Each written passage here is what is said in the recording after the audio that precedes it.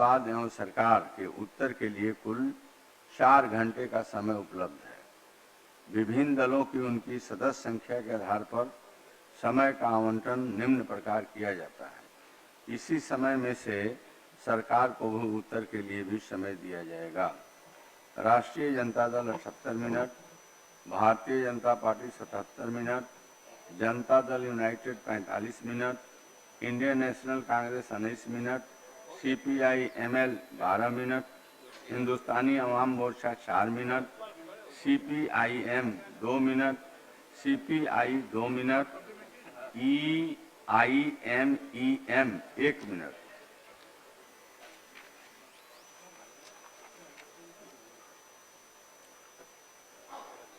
माननीय नेता विरोधी दल।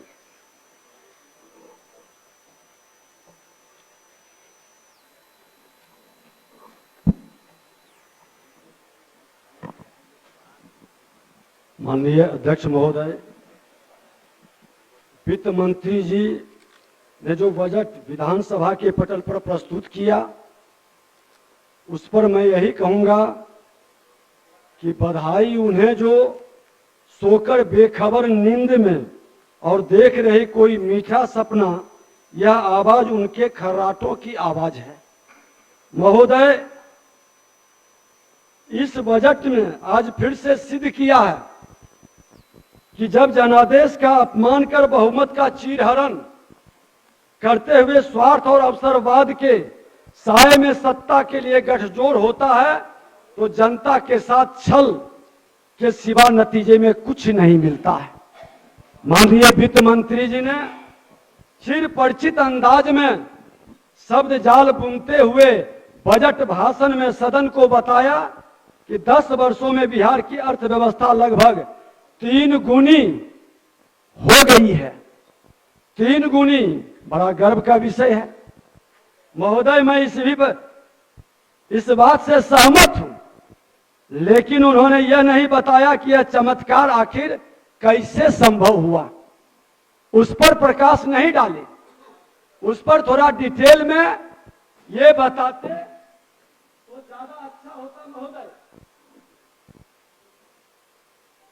वित्त मंत्री जी, सच को स्वीकार करना भविष्य को सुधारने के बराबर है, और ये कठिनाई हो सकती है, लेकिन हम सच नहीं स्वीकारेंगे तो जो बिहार के विकास का सपना है वह साकार कैसे होगा। जिंदगी की कठिनाइयों में भाग जाना आसान होता है महोदय। जिंदगी में हर पहलू इम्तिहान होता है। डरने वाले को नहीं मिलता है कुछ, जिंदगी में लड़ने वाले को कदमों में जहान होता है महोदय। और आज दुर्भाग्य से हम बताना चाहेंगे आपके माध्यम से कि राज्य के अपने स्रोत से राजस्व प्राप्ति सीमित रही है। महोदय, राजस्व का अन्य स्रोत केंद्रीय करों में राज्य की हिस्सेदारी से रही है। ये सत्य को बताना चाहिए सदन को, और इस पर गंभीरता से विचार करनी चाहिए। महोदय, याद दिलाना होगा कि इनके नए सहयोगी कांग्रेस शासित केंद्र सरकार के दौर में 13वें वित्त आयोग तक केंद्रीय करों में राज्य की हिस्सेदारी काफी कम थी राज्य की हिस्सेदारी। पूर्ववर्ती केंद्र सरकार ने राज्यों का उनका वाजिब हक नहीं दिया महोदय, लेकिन हमारे यशस्वी प्रधानमंत्री माननीय नरेंद्र मोदी जी की सरकार ने 14वें वित्त आयोग की सिफारिशों को लागू किया। इसके परिणाम स्वरूप केंद्र सरकार द्वारा कर संग्रह में राज्यों की हिस्सेदारी 32% से बढ़ाकर 42% कर दी गई। 42% महोदय, 10% का उछाल आया। इसको भी स्वीकारना चाहिए, सदन को बताना चाहिए। इसका लाभ बिहार को मिला है महोदय, सबसे ज्यादा लाभ बिहार को मिला।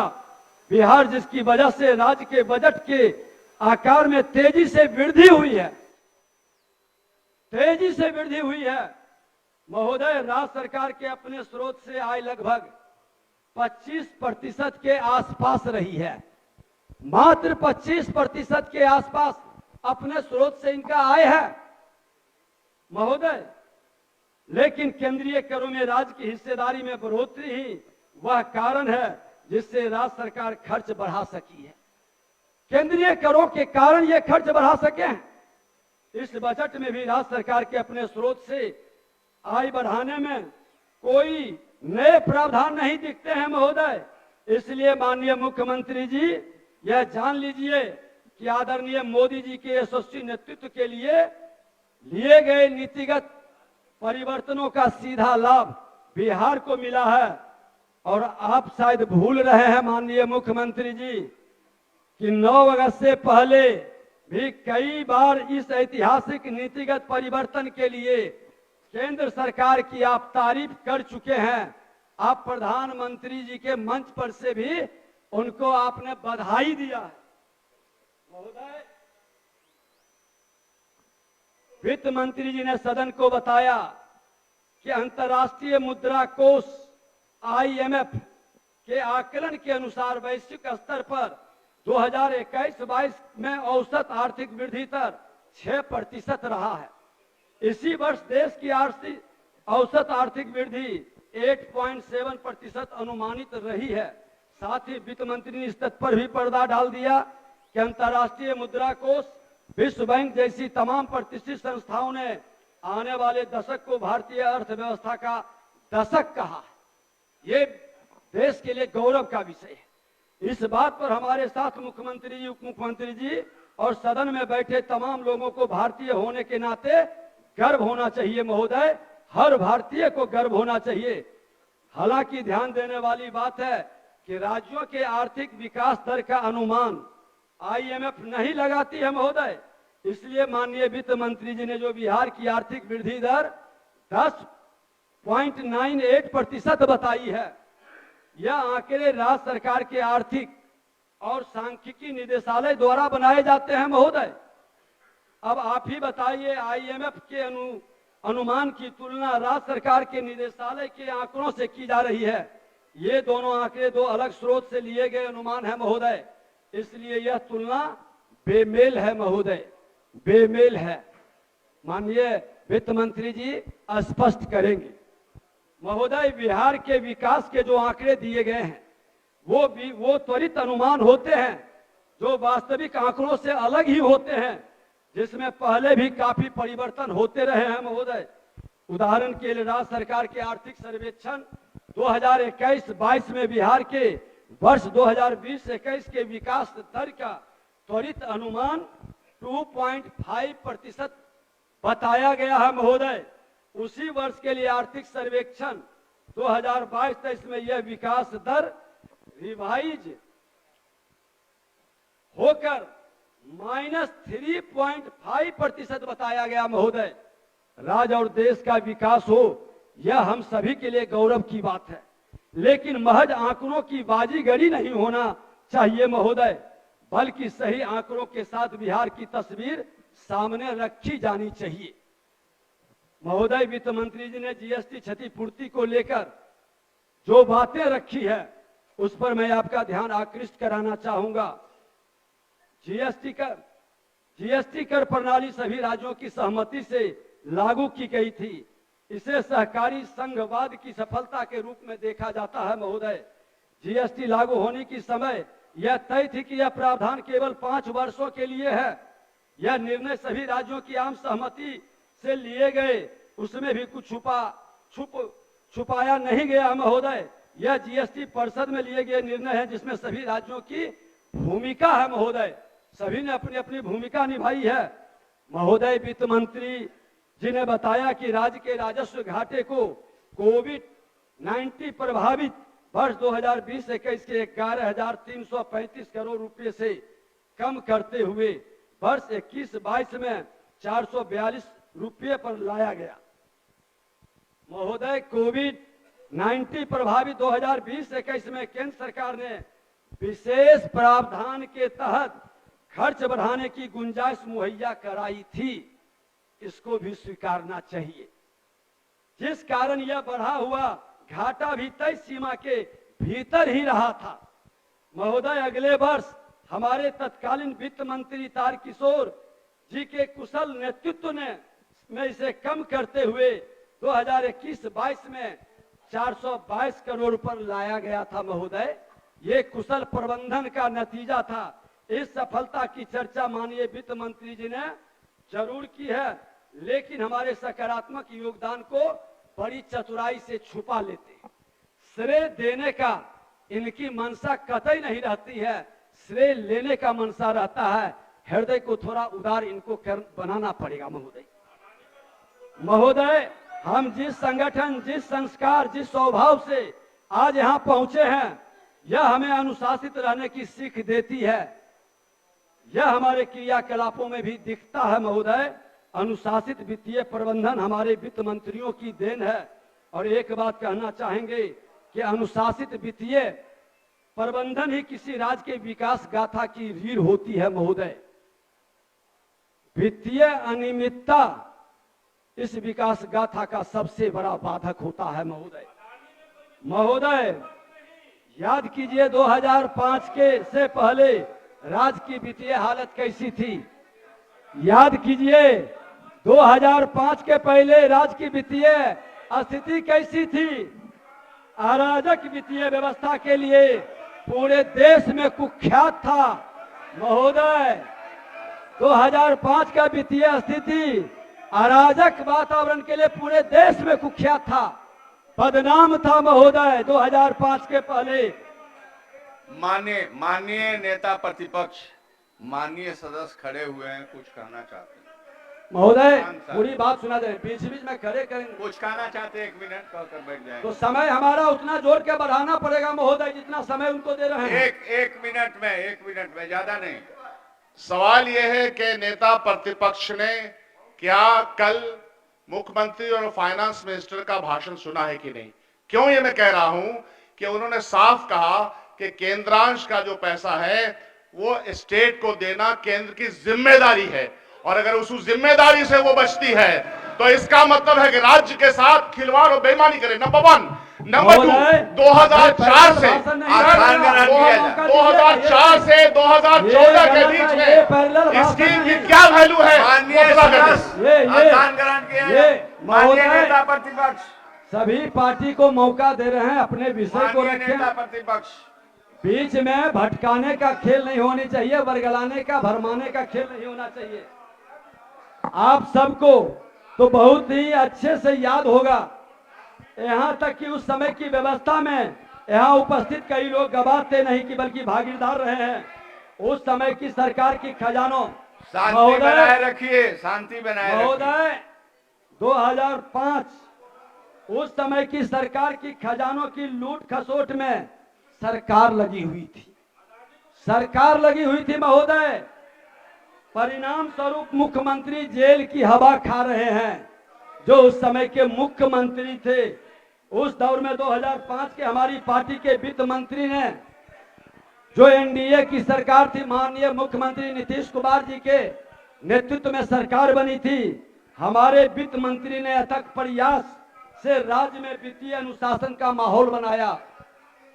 लेकिन मुख्यमंत्री जी, आपके और आपके भतीजे की जोड़ी अगर कुछ दिन और सलामत रह गई तो बिहार में पुनः वित्तीय अराजकता का माहौल व्याप्त हो जाएगा। महोदय, बड़ी मुश्किल से मुख्यमंत्री जी आप तूफानों से किश्ती को निकाल के लाए थे, वित्तीय अराजकता से मुक्ति दिलाया था। आपकी जोड़ी और माननीय सुशील मोदी जी की जोड़ी खजाना लूटने वालों से मुक्त कराया था, और फिर उसी के गोद में खजाना को पहुंचा दिए हैं। और आपने तो उसको उत्तराधिकारी की भी बात कह दिया है। महोदय, बिहार में उद्योग को बढ़ावा देने के लिए हमारे पूर्व मंत्री शाहनवाज जी दिन रात एक करके राज्य के छवि सुधारने का सफल प्रयास किया था, जिसके सकारात्मक परिणाम की चर्चा उनको बिना धन्यवाद दिए वित्त मंत्री जी कर रहे थे। चर्चा कर रहे थे कि हमने इंडस्ट्रीज लगाया, बोटलिंग प्लांट से लेकर के इथेनॉल प्लांट की भी चर्चा किए, किसके रीजन में लगा? मुख्यमंत्री जी के ठीक है नेतृत्व था, लेकिन उद्योग मंत्री जी का भी पहल था और मेहनत था। शाबाशी तो मिलनी चाहिए थी। राज्य में इथेनॉल प्लांट में जो निवेश हुआ महोदय, किसके द्वारा लाया गया? यहाँ यह ध्यान देने की बात है कि यह कैसे हुआ। आपको याद दिला दें कि इथेनॉल उत्पादन के लिए सरकार द्वारा हर राज्य के लिए कोटा निर्धारित किया गया था महोदय, जिसके कारण से केंद्र सरकार द्वारा हमारे राज्य में निवेश के अवसर दिए गए और निवेशक किसी अन्य राज्य में जाने को स्वतंत्र होते हैं महोदय। लोग को लगा एनडीए की सरकार है, वातावरण अनुकूल है, मुख्यमंत्री जी श्रद्धेय अटल जी के गोद से प्रशिक्षण लेके आए हैं, सुशासन स्थापित करने वाले लोग हैं, निवेशक आकर्षित हुआ। लेकिन फिर से जब से जंगल राज का वातावरण बना, जिसको जनता राज मुख्यमंत्री कहने लगे, और ठहर गया निवेशक महोदय। निवेशक आ नहीं रहा है। निवेशक आता, रोजगार का अवसर मिलता और यहाँ पर आर्थिक स्थिति बिहार की मजबूत होती। निवेशक ठहर गया बिहार में महोदय। आज मुख्यमंत्री जी जिसके शरण में बैठे हैं, उसी कांग्रेस की जब केंद्र में सरकार थी, मैं याद दिलाना चाहूंगा, उसने बिहार के साथ भयानक भेदभाव किया था। इस बात से स्वयं मुख्यमंत्री जी भी सहमत रहे हैं, लेकिन अवसरवादिता की राजनीति की अपनी मजबूरियों के कारण आज वह मौन रहने को विवश है। वह दौर था जब कांग्रेस शासित केंद्र सरकार ने बिहार को एक आंतरिक उपनिवेश बना रखा था। कांग्रेस के लोगों ने बिहार के विकास के लिए कभी कदम नहीं उठाया। बिहार के प्रथम मुख्यमंत्री श्री बाबू के समय में नेहरू जी के आंख में आंख डालकर बात करते थे और बिहार में इंडस्ट्रियल वातावरण बनाने का संकल्प को साकार किए थे। लंबे समय तक कांग्रेस शासन में रहा। कांग्रेस की क्या उपलब्धि रही उस पीरियड के बाद आज तक बिहार में इंडस्ट्रियल वातावरण बनाने से क्यों बिहार रुका रहा, यह भी बताना चाहिए महोदय। वित्त मंत्री जी, आप लोगों को याद आ चुका होगा कि वह दौर कौन सा था। अगर जानबूझकर नादान बन रहे हैं तो हमको याद दिलाना है। कांग्रेस शासित पूर्व सरकार ने भाड़ा समानीकरण की नीति लाई थी, भाड़ा समानीकरण की, जिसके तहत तत्कालीन बिहार के खनिज और प्राकृतिक संसाधन भाड़ा महोदय, नए सदस्य सुनने का भी प्रयास करें कि जो भाड़ा समानीकरण की नीति लाई गई थी, वित्त मंत्री जी प्रकाश डालेंगे। उस नीति में क्या था? कांग्रेस का यह नीति था भाड़ा समानीकरण। उस नीति के तहत बिहार से खनिज और प्राकृतिक संसाधन केंद्र सरकार के खर्च पर अन्य राज्यों को उपलब्ध कराया गया और बिहार न केवल अपने संसाधनों को खोता रहा बल्कि निवेश से भी वंचित रहा, जिससे बिहार को लाखों करोड़ के नुकसान हुआ महोदय। बताना चाहिए ऐसा क्यों हुआ। झारखंड साथ में था महोदय। हद तो यह हो गई कि शोषण की यह प्रक्रिया 1952 से ये शोषण महोदय, शांति बनाए रखें, सबको बोलने का अवसर है, परेशान न करें। आप माननीय सदस्य शांति बनाए रखें। माननीय नेता विपक्ष, बजट के महोदय, बजट में जो खूबी है उस खूबी को भी अपने महोदय दृष्टि से देख करके उस पर भी कुछ कहने का काम करें। महोदय, आसन सत्ता के साथ साथ विपक्ष के भी संरक्षक है। विपक्ष का काम है बजट की खामी को दिखाना, बजट के कमी को बताना। खूबी तो सरकार के लोग झूठा पीठ थपथपाएंगे ही महोदय। मैं यह अब बता दें, जानकारी होनी चाहिए सदन को, यह शोषण की प्रक्रिया जो कांग्रेस के रीजन में शुरू हुआ था 1952 से 1993 तक जारी रहा। माननीय मुख्यमंत्री जी और उप मुख्यमंत्री जी, जिस कांग्रेस की गोद में आप बैठे हैं उसके काले कारनामों को आप कैसे धोएंगे? जो बिहार से सौतेला व्यवहार किया, बिहार को पीछे ले जाने में अहम भूमिका निभाया। इसलिए मुख्यमंत्री जी को यह ध्यान रखना चाहिए। मैं कहना चाहूंगा अध्यक्ष महोदय कि इतिहास को याद नहीं रखते, जो इतिहास को याद नहीं रखते उनको इतिहास दोहराने का दंड मिलता है, दंड मिलता है महोदय। आज आपकी सरकार बिहार की जनता को बरगलाने, ठगने का और वही इतिहास दोहरा रही है। मैं कहना चाहूंगा सत्य से मुंह मोड़िएगा तो समर शेष है, समर शेष है, नहीं पाप का भागी केवल व्याधा। जो तटस्थ है समय लिखेगा उसका भी अपराध। बिहार के साथ हुए गलत कार्यों को अगर जो दाबने का प्रयास कीजिएगा तो उसका खामियाजा भी भुगतना पड़ेगा। धैर्य रखिए महोदय। अब रोजगार का मामला पर आते हैं।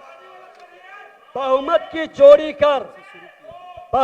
चोरी कर स्वार्थ और अवसरवाद का सहारा लेकर यह सरकार जब बनी थी तब उप मुख्यमंत्री जी ने पहले हस्ताक्षर से 10 लाख लोगों को नौकरी देने का सब्जबाज दिखाया था। इन्हें यह भली भांति पता था कि इस वादे का कोई वास्तविक आधार नहीं है, लेकिन हवाई वादे की माननीय सदस्य, अपने माननीय सदस्य, देखने का माननीय नेता प्रतिपक्ष बोल रहे हैं, आपको भी अवसर मिलेगा, आप बोलिएगा, आसान ग्रहण कीजिए। महोदय, ये वामपंथी लोग हैं जो देश को नहीं बिहार को तो रसातल में ले गए थे। अब आप अपना आसान ग्रहण करें। क्या बोलेंगे ये लोग? आप माननीय सदस्य आप अपना आसान ग्रहण करें। महोदय, कभी कभी यूं भी हमने जी को बहलाया है। आप आसान ग्रहण करें। जिन बातों को खुद नहीं समझे औरों को समझाया है, वही हाल इन लोगों का है। औरों को समझा रहे हैं लेकिन खुद समझने के लिए तैयार नहीं है। यही हाल है इन विधायक जो वामपंथी लोग हैं, विकास के प्रति ये समर्पित नहीं है। महोदय, हद तो तब हो गई जब सरकार बनने के महीनों बाद भी आज तक उप मुख्यमंत्री के हस्ताक्षर से 10 लाख नौकरियां की बहार तो नहीं आई, लेकिन वित्त मंत्री अपने बजट भाषण में वही सब्ज बाग फिर से दिखाने का प्रयास किए। लेकिन समय के साथ घिस घिस कर आंकड़ा 10 लाख, महोदय माननीय वित्त मंत्री जी 10 लाख के नौकरी का आंकड़ा को 4 लाख पर ले आए। माननीय सदस्य आप शांति बनाए रखें। इससे बड़ा धोखेबाजी क्या होगा? माननीय 10 लाख का वादा करता है नौकरी का और उसको 10 लाख के शांति बनाए रखें। और माननीय नेता प्रतिपक्ष किसी दल के नाम ना लेकर के आप बजट पर बोल रहे हैं। बजट पर ही बोल रहे हैं महोदय। 10 लाख नौकरी का वादा अब आप किसके इजाजत से खड़े हुए हैं? बैठिए। और 4 लाख पर ले आए। ये शब्दों के जाल में फंसाकर स्पष्ट हो गया कि नौकरी का एक धोखा है, नौकरी एक फरेब है। 10 लाख नौकरी कैसे देंगे? मैं बता दूं महोदय, गंभीरता से सुने। जब हम बजट प्रावधानों को देखते हैं तो वेतन मद में खर्च मात्र 4% की वृद्धि की गई है। मात्र 4%।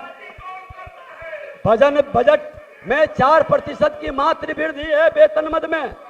हम सब अवगत हैं कि सरकारी नौकरियों में महंगाई भत्ता वार्षिक वृद्धि दी जाती है। महोदय, इस मद में हर वर्ष लगभग 10% की अनुमानित होती है। वर्तमान में जो सरकारी नौकरी में है उनके वेतन के लिए भी बजटीय प्रावधान कम पड़ रहे हैं महोदय, कम पड़ रहे हैं। ऐसे में नए रिक्ति पदों को भरे जाने का जो मोह पास फेंका जा रहा है, उसके लिए पैसे का प्रावधान कहां किया गया? इस पर बताएं वित्त मंत्री जी। देश में बेरोजगारी 12% और बिहार में बेरोजगारी 20%। बजट के किस हिस्से में आपने प्रावधान किया है? सदन को स्पष्ट बताया जाए महोदय।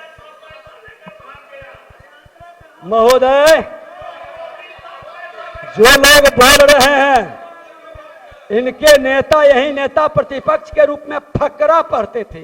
फकरा वो पढ़ते थे, पढ़ाई कमाई नौकरी दवाई सिंचाई सुनवाई कार्रवाई की सरकार। कहाँ गया, कहाँ गया ये सारा, ये फकरा कहाँ गया? महोदय, हमारी युवा शक्ति की इन बातों पर स्पष्टता की बात जोड़ रही है। आप युवाओं को भरमा रहे हैं। आपने जब प्रावधान ही नहीं किया, मात्र 4% की वृद्धि है, तो कैसे नए नौकरी देंगे 10 लाख? और उसके लिए बजट में क्या प्रावधान किया? बिहार की जनता, बिहार का नौजवान जानना चाहती है। ये धोखा है उन नौजवानों के साथ, उसके भविष्य के साथ धोखा है। महोदय, सरकार अपने ढुलमुल रवैये से बाहर निकलकर सदन को और राज्य की जनता को यह बताए कि किन किन पदों पर किस किस तारीख को नियुक्ति की जाएगी, ये स्पष्ट बताई।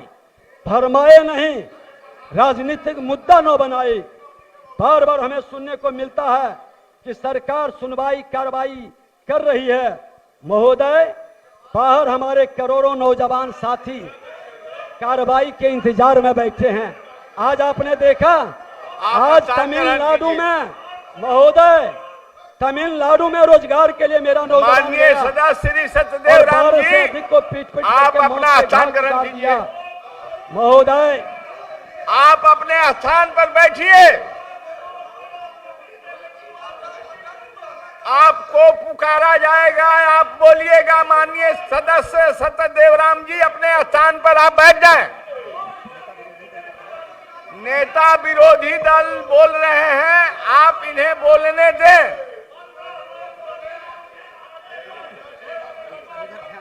आप अपना, मैं आपसे कह रहा हूं कि आप अपना हमारा समय जो बर्बाद हो रहा हो बढ़ाना होगा। माननीय अध्यक्ष महोदय, नेता प्रतिपक्ष, मैं समय को बर्बाद कर रहे उतना समय बढ़ाना होगा। विपक्ष की आवाज को दबाना लोकतंत्र के लिए खतरा है। महोदय, मैं आपसे कहना चाहूंगा कि बाहर हमारे कितने नौजवान किस स्टेट में रोजगार के लिए गया है और रोजगार के तलाश में आज पीट पीट कर उसकी हत्या कर दी गई। 1 दर्जन से ज्यादा लोग को तमिलनाडु में, महोदय, सरकार को संज्ञान लेना चाहिए, बताना चाहिए कि कब तक हमारा बिहार का बेटा इस तरह से दूसरे राज्य में अपमानित होगा और उसको मौत के घाट उतारे जाएंगे। 32 साल 33 साल से बड़े भाई छोटे भाई की सरकार थी। क्या नीति आपने बनाया? कौन से पॉलिसी के कारण बिहार से इन नौजवानों को पलायन रोकने का आपने कदम उठाया? ये वित्त मंत्री जी को बताना चाहिए। महोदय, विश्वविद्यालय में 4638 से अधिक पद की नियुक्ति की प्रक्रिया शुरू की गई थी। हमारे वित्त मंत्री जी जब खुद शिक्षा मंत्री थे, उन्हीं के पीरियड में शुरू हुआ था। महोदय, आज 2 वर्ष बीत जाने के बाद भी सरकार अभी तक बहाली नहीं कर पाई। दुर्भाग्य की बात है कि यह बहाली भी बिहार के विश्वविद्यालयों की मान्यता को बरकरार रखने के लिए न्यूनतम जरूरी पदों पर की जा रही थी। महोदय, मान्यता रद्द होने का खतरा उत्पन्न हो गया। क्यों ऐसा हुआ, इस पर भी सरकार को जवाब देनी चाहिए। महोदय, क्या आज विश्वविद्यालयों की मान्यता पर खतरा उत्पन्न होने का क्या क्या कारण रहा, किसकी जिम्मेवारी, ये तय होनी चाहिए। महोदय, एक तरफ महोदय विद्यालयों के नए शिक्षक की बहाली की बात करते हैं, विद्यालय में शिक्षक की बहाली की बात करते हैं, दूसरी तरफ हमारे युवा को लाठियों की बौछार होती है, उसको पीटते हुए बेरोजगारी का दंश झेलने के लिए विवश करते हैं और रोटी के व्यथा को लेकर जब दूसरे राज्य में जाता है तो वहां भी अपमानित होकर पीट पीट कर मौत का घाट उतारा जाता है। महोदय, किसकी जिम्मेवारी है? महोदय, पहले से बहाल शिक्षकों को कब तक समान काम के समान वेतन की मांग को पूरा कर पाएंगे? इसी जगह से नेता प्रतिपक्ष बड़े तेज आवाज में बोलते थे, आज मुंह बंद क्यों हो गया? कुर्सी के लिए इतना मौन, इतना समर्पण, बिहार के नौजवान को आस जगी थी, लेकिन ये अपनी रोजगार पाने के लिए बिहार के नौजवानों की आवाज को खत्म कर दिए। पूरा बिहार आज शर्मसार हो रहा है महोदय। करनी कथनी में कहीं समरूपता नहीं उप मुख्यमंत्री का, ऐसी व्यवस्था क्यों? उप मुख्यमंत्री जी, आपको तो चुनावी वादा भी अब याद नहीं है। सभी के चुनावी वादा भी निकाल कर अब हम लोगों को दिखाएंगे और बताएंगे कि क्या क्या वादा किए थे और उस चुनावी वादा में कितना खरे उतरे थे। क्या सत्ता के सुख में डूबकर वो अपने वादे को भूल गए? संविदा के बहाल लोगों को महोदय अनिश्चितता के साए में कब तक नियमित करेंगे आप, या उनके भविष्य को अधर में भी लटकाएंगे? माननीय मुख्यमंत्री जी जब कैबिनेट में मंत्री बनने का अवसर दिया था, आप जब बोलते थे कि संविदा कर्मी अनुभवी हो गए हैं, संविदा कर्मी को प्राथमिकता दी जानी चाहिए, आप ही बोलते थे। हम आपको याद कराना चाहेंगे, उस संविदा कर्मी को क्यों नहीं परमानेंट करते हैं? क्यों नहीं उसको आप महत्व देते हैं, नौकरी में प्राथमिकता देते हैं? मुख्यमंत्री जी, युवाओं की सपना को तोड़ने वाले अपने विरासत और अभिभावक पर कैसे गर्व महसूस करेगा, ये भी बताना पड़ेगा आपको। इसलिए एक बार फिर अपनी युवा शक्ति को हम अनुरोध करते हैं कि सरकारी नौकरी पर किए गए वादा को यथाशीघ्र पूरा करने का वित्त मंत्री जी आपका क्या नीति है, क्या बजट में प्रावधान है, ये बताएं। महोदय, सत्ता में बैठे लोग बहाली की घोषणा के चुनाव की तिथियों के इंतजार में होंगे ताकि, लेकिन उसके इस बर्ताव से पैदा होने वाले नकारात्मक असर से हमारा युवा साथी हर दिन जूझ रहे हैं। कितने बलिदान लेंगे महोदय, कितने बलिदान लेंगे? कोई फ्रस्ट्रेशन में अपराधियों के शरण स्थली में प्रवेश कर रहा है, कोई दूसरे राज्य में जाकर के अपनी जिंदगी को बर्बाद कर रहा है। महोदय, आज कोई शराब माफिया के दरबार में जाकर के 500,000 रुपया का नशीली दवाओं को बेचने के लिए विवश हो रहा है, क्योंकि रोटी की तरफ और रोटी की भूख उस बेरोजगारों को गलत रास्ते पर जाने के लिए विवश कर रहा है। कौन जिम्मेवार है? इसके लिए क्या प्रावधान है, वित्त मंत्री जी बताएंगे। महोदय, गंभीरता से लेनी चाहिए सदन को। बजट में कृषि और किसानों को लेकर जो बड़ी बड़ी बातें की गई है, उसे देखकर यही कहा जा सकता है कि इनको बिहार में के किसानों में खुशहाली और समृद्धि की लहर दिख रही है महोदय। इनको लग रहा है कि यहाँ के किसान समृद्ध हो गए। इनकी लफबाजियों को सुन सुनकर तो यही ख्याल आता है, क्योंकि बजट में उनके लिए विशेष कुछ नहीं किए हैं। महोदय, मैं इनके लिए कहना चाहूंगा, वित्त मंत्री जी के लिए, जो अपने कांधे पर देखो खुद हल लेकर चलता है, जो अपने कांधे पर देखो खुद हल लेकर चलता है, आज उसी की कठिनाइयों का हल क्यों नहीं निकलता है? हम समाधान यात्रा पर भी गई है, जिससे उम्मीद उन्हें बस चिंता है मतदान की है, जिससे उम्मीद उन्हें बस चिंता है मतदान की। टूटी माला जैसे बिखरी किस्मत आज किसान की। आज किसान के किस्मत को मुख्यमंत्री जी, आपको तो याद होगा, हर थाली में बिहार का व्यंजन होगा। क्या हुआ? कहां ये बोल भी बंद हो गई? क्यों? विचार करें महोदय। इन्होंने कहा था इसी सत्र में कृषि रोड मैप 4 प्रस्तुत किया जाएगा। उस नए रोड मैप में क्या क्या नई कलाबाजियां होगी वह तो हम सब देखते हैं। लगता है कि कुछ मुद्दे पर आप जानबूझकर सोते हुए भी मीठे सपने देख रहे हैं। हम उन पर आपको जगाना चाहते हैं। महोदय, यहाँ के इसी महागठबंधन के कृषि मंत्री सुधाकर जी थे, बैठे होंगे माननीय सदस्य। रोड मैप की उपयोगिता सहित कृषि विभाग में व्याप्त भ्रष्टाचार के जो मुद्दे उठाए थे, उसकी प्रतीक्षा में सदन के साथ साथ बिहार की समस्त जनता भी है, उस पर भी प्रकाश डालनी चाहिए, उसका भी समाधान करना चाहिए महोदय। नए कृषि रोड मैप जो होगा सो होगा, लेकिन इस बजट के प्रावधानों में कृषि के लिए 1.5% की मामूली वृद्धि की गई है महोदय। बिहार कृषि राज्य है, बिहार कृषि राज्य है। 1.5% की मामूली वृद्धि की गई है। और कृषि और उससे जुड़ी हुई गतिविधियों को देखा जाए तो इसमें 19% की कटौती की गई है। बढ़ाने के बजाय कटौती कर दिया गया है महोदय। इस पर भी प्रकाश डालना चाहिए वित्त मंत्री जी को। महोदय, कृषि और कृषकों को छलते हुए ये जो सब्ज बाग दिखा रहे हैं, कृषि विभाग में व्यापक भ्रष्टाचार पर आंखें मूंदे हर दिन नए नए सपने दिखा रहे हैं, इससे क्या अर्थ निकलता है?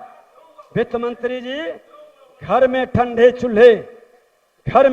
चूल्हे पर अगर खाली पतीली हो तो बताइए साहब, कैसे कह दूं कि फागुन की धूप नशीली हो?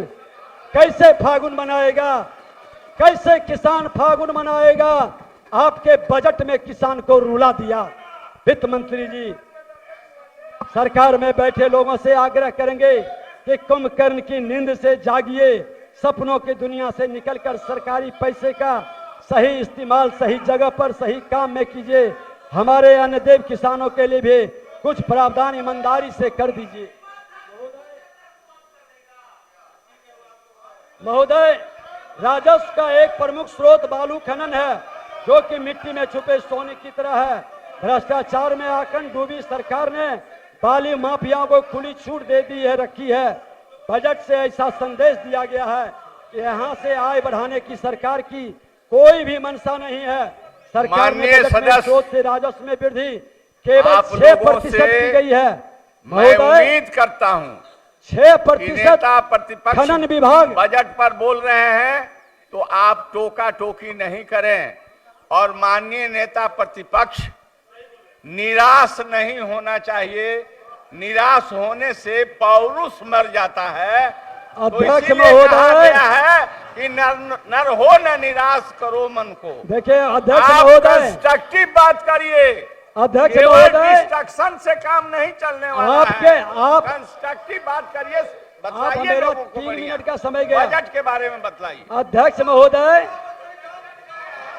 अध्यक्ष महोदय, बैठिए, वो बुझ गए हम क्या कह रहे हैं। अध्यक्ष महोदय, आप तो अपने जिंदगी के अंतिम पायदान पर बैठे हैं और आपसे उम्मीद करते हैं कि आप हम लोगों को उत्साहित करेंगे। आपका आशा भरी निगाह जब हम लोगों को पड़ेगा तो नौजवान लोग उत्साहित होंगे और आपको उम्मीद दिलाते हैं कि निराश नहीं होने देंगे। आपको बता देते हैं। नहीं, मैंने कहा कि आप निराश न होइए। अरे आप लोग निराश हो रहे हैं। बिल्कुल जो है गवर्नमेंट इधर बैठी है विकास के करने के लिए बिल्कुल तत्पर है, इसलिए आप निराश मत होइए। फिर गिनती शुरू, फिर कीजिएगा तो सदन के तो कितना मिनट समय आप और आपके लोग लिए हैं मैं फिर बता दूंगा। माननीय नेता, मैं डिस्टर्ब ना करें। कितना मिनट का समय हमारा गया, उतना समय बढ़ाना पड़ेगा मेरे माननीय सदस्यों के लिए। महोदय, आज बालू खनन से बहुत सारा राजस्व राज्य सरकार को मिल सकता है, लेकिन बालू खनन का माफियागिरी सत्ता में बैठे लोग कर रहे हैं। महोदय, बैठे हैं खनन मंत्री जी और बड़े नजदीक से जानते हैं कि किन माफियाओं के द्वारा सत्ता के शीर्ष तक माल जा रहा है, लेकिन राजस्व नहीं आ रहा। इस पर लगाम लगाए तो राजस्व बढ़ेगा। ये सकारात्मक सुझाव है, थोड़ा उधर भी देख लें ताकि उन पर प्रभाव भी पड़े। महोदय, बालू और दारू का खेल निराला है। बालू और दारू का खेल निराला है। माफिया मस्त और प्रशासन मतवाला है। प्रशासन मतवाला है। महोदय, मंत्री जी बैठे हैं, आपके माध्यम से कहूंगा कि बचाइए बालू और दारू से और बिहार के राजस्व को बढ़ाइए। महोदय, ग्रामीण विकास की हम बात करें तो बिहार की आत्मा आज भी गांव में बसती है, लेकिन सरकार शायद यह बात भूल गई। इसलिए ग्रामीण विकास, सहकारिता, श्रम संसाधन जैसे ग्रामीण अर्थव्यवस्था को बढ़ावा देने वाले क्षेत्रों में बजटीय प्रावधानों में कमी की गई है। महोदय, कम कर दिया गया। मजदूरों से जुड़ा हुआ श्रम मंत्री रहे थे और इस तरह से महोदय, इस तरह से जो व्यवस्था बनाई जा रही है ये दुखद है। महोदय, महोदय, आज मनरेगा की बात कर रहे हैं। कितना फॉल्स कार्ड निकला, कहां जाता था पैसा, कौन जिम्मेवार है? तय करे सरकार। 6-6 लाख फॉल्स कार्ड कैसे? इस बिहार को कैसे ये सब हो रहा था, गरीबों के पैसा लूटा जा रहा था। महोदय, आत्मनिर्भर बिहार बनाने का हम क्यों प्रयास नहीं कर रहे? हम आत्मनिर्भर भारत का जब देश के प्रधानमंत्री जी संकल्प लेकर साकार कर रहे हैं, तो हम आत्मनिर्भर बिहार बनाने का संकल्प क्यों नहीं ले सकते हैं? महोदय, एक झलक पिछले 2 बजट में आत्मनिर्भर बिहार के 7 निश्चय के रूप में देखी गई, लेकिन प्रधानमंत्री बनने की होड़ में आज आपको आत्मनिर्भर बिहार सबसे चिर होने लगा। आप अराजकता और भ्रष्टाचार के निश्चय के साथ 7 निश्चय करने जा रहे हैं। जल जीवन हरियाली और 7 निश्चय, हर घर नल का जल। सदस्य बैठे हैं, दिल पर हाथ रख के सच बताना चाहिए। ये लोकतंत्र का पवित्र मंदिर है कि आपकी नीति बहुत अच्छी थी मुख्यमंत्री जी, लेकिन 80% घर में जल क्यों नहीं पहुंचा? कौन भ्रष्ट लोग है जिम्मेवार? क्यों कार्रवाई नहीं हुई इस पर? थोड़ा इसको गंभीरता से वित्त मंत्री जी बताएं। क्या फिर से एक बार सर्वे कराएंगे कि कितने घर में जल पहुंच रहा है? एक बार मुख्यमंत्री जी आप सर्वे करवा लीजिए, हर घर शौचालय, हर घर नल का जल, थोड़ा देख लीजिए सच्चाई क्या है। आप अराजकता और भ्रष्टाचार के निश्चय के साथ 7 निश्चय करने चले हैं। इससे बचिए, तभी बिहार आत्मनिर्भर होगा। पहले हम तो सुचिता थी, पहले हम थे सुचिता थी, संकल्प था, साथ चलने का भाव था, पर आज भय, आतंक और अवसरवाद की जोर पर बना गठबंधन है। ये गठबंधन महागठबंधन नहीं, महाठगबंधन है, जहां एकमात्र अभियान है कि हम कैसे जनता को ठग लें और कैसे योजनाओं में मेरा लाभ हो सकता है। महोदय, गठबंधन 7 दलों का है, बड़ा 7 दल का। सूर्य के प्रकाश जिस रथ पर चलते हैं, 7 घोड़ों पर चलते हैं। लोग को लगा था कि ये प्रकाश से बिहार प्रकाशित होगा, पूरा देश और दुनिया में बिहार का गौरव बढ़ेगा। लेकिन महोदय, इनको नीयत ठीक है और नीति ठीक बन रही है। इनके सहयोगी दल से पूछना चाहते हैं कि क्या आपके घोषणा पत्र की कोई भी बात इस बजट में आई है? जरा बोलते हुए बता देंगे कि आपके घोषणा पत्र में जो जो आपने रखा था, एक भी इस बजट में आई? महोदय, अल्पसंख्यक कल्याण के बहाने राज्य सरकार और वित्त मंत्री जी ने मुस्लिम तुष्टीकरण को जो खुलेआम प्रदर्शन किया है, वह निंदनीय है। बजट में बात अल्पसंख्यक कल्याण की होती है, लेकिन इसकी सारी बातें घूम फिर कर मुस्लिम और मदरसों तक सिमट क्यों जाती है, इस पर भी बताना चाहिए। इनके तुष्टीकरण की कोशिश में भी यदि मुसलमानों के विकास का प्रयास दिखता तो हम मान लेते, लेकिन यहाँ न तो मुस्लिम समुदाय के विकास की चिंता है, न मुस्लिम महिलाओं के अधिकारों की फिक्र है, न ही मदरसों के आधुनिकीकरण करने का बोध है। मदरसों में कैसे कैसे हुनरमंद लोग निकल रहे हैं, इससे आज पूरी दुनिया अवगत है। महोदय, इसके लिए संकल्प, साहस, साफ नीयत से हमारी केंद्र सरकार ने मुस्लिम महिलाओं के सशक्तिकरण का दिशा में एक युगांतकारी परिवर्तन कर दिखाया। लेकिन हमारे वित्त मंत्री जी ने उस तलाकशुदा मुस्लिम महिला को सहायता योजना की राशि 10,000 से बढ़ाकर 25,000 कर दी। इससे यही लगता है कि सरकार तलाक की प्रवृत्ति को बढ़ावा देने का प्रयास कर रही है, सुधार की प्रवृत्ति नहीं है, तुष्टीकरण की राजनीति है। महोदय, गरीबी इंसान के लिए अभिशाप है, गरीबी इंसान के लिए अभिशाप है। बड़े प्रयासों के बाद विकास की मुख्य धारा से वंचित आर्थिक रूप से पिछड़े तबके के लिए एक सकारात्मक पहल पिछड़े समाज के बेटे और हमारे यशस्वी प्रधानमंत्री नरेंद्र मोदी जी के नेतृत्व में देश की संसद ने की थी।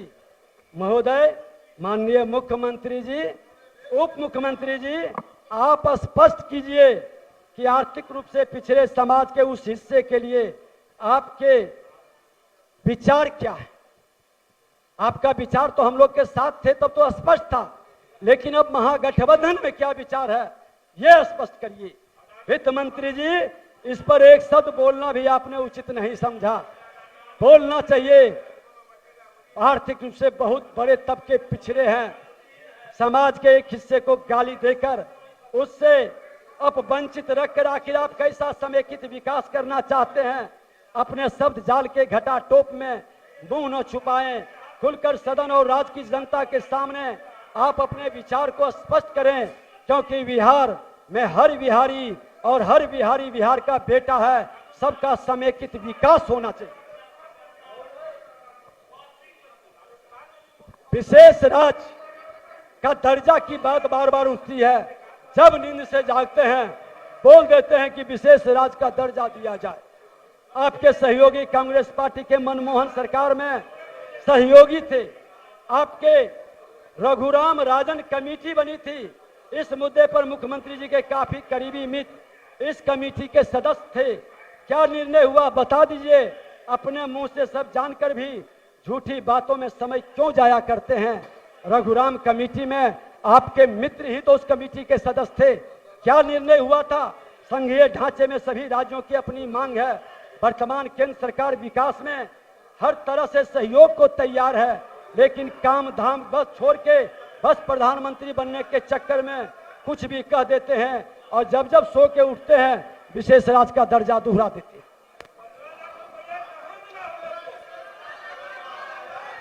महोदय, केंद्र सरकार ने योजना बनाने में राज्य से कुछ बातें सीखी है। जो वित्त मंत्री जी ने कहा था, राज्य सरकार के प्रयासों से कई बार केंद्र सरकार द्वारा सराहा भी गया। महोदय, यह देश राज्यों से बना है। हमारे प्रधानमंत्री जी की उदारता झलकती है, लेकिन वित्त मंत्री जी अपने शब्द जाल की चादर से बाहर निकलकर बताइए, अपने शब्द जाल के चादर से बाहर निकलकर बताइए कि इस बजट में आखिर नया क्या है?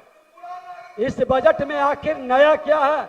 आपने तो अपने पूर्ववर्ती लोगों की नकल भर की है। इसके लिए आप आंखें चुरा कर आपने पीठ थपथपा रहे हैं, लेकिन सड़क से सदन तक बिहार की जनता की नीति और नीयत में छिपे खोट को भली भांति जान चुकी है। मैले हृदय और खोटे मन से आप 70 नहीं 70 निश्चय कर लें। 7 निश्चय नहीं 70 निश्चय कर लें। हालत नहीं बदलने वाले। और अगर आप सोचते हैं कि आपके सहयोगियों की तरह इस हालत पर मुख दर्शक बने रहेंगे तो आपको भली भांति आप जता देना चाहते हैं महोदय कि तान कर भौवें करकना छोड़कर मेघ बर्फों से पिघल सकता नहीं। शौक है जिनको जले से प्रेम से, हम भी चुपचाप जल सकते नहीं। नए बिहार बनाएंगे और नए बिहार की आर्थिक स्थिति की मजबूती के लिए नई संरचना खड़ा करेंगे, क्योंकि लूट की छूट बिहार के अंदर नहीं चलेगा। ये जंगल राज वाले लोग जिसको जनता राज बड़ा बताकर गुंडा राज स्थापित करने का बिहार में अब नहीं जरूरत है। नया बिहार बनाना है, गौरवशाली बिहार बनाना है। बहुत बहुत धन्यवाद महोदय।